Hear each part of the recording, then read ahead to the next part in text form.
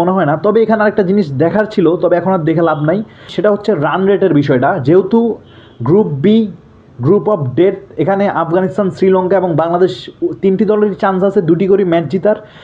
আফগানিস্তান যেহেতু হংকংয়ের সাথে প্রথম ম্যাচে খুবই ভালো একটি জয় পায়, তাদের কিন্তু রান রেটটা অনেকটাই বুস্টিংয়ে চলে যায় এবং +4 পয়েন্ট সামথিং তাদের রান রেট।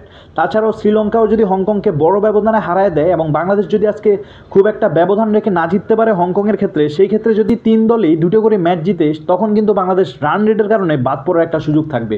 সেই ক্ষেত্রে তিনটা দলই কিন্তু চাইবে হংকংকে একটি বড় ব্যবধানে বা একটি ভালোভাবে হারানোর, যাতে রান রেটটা তখন তাদের কাজে লাগে।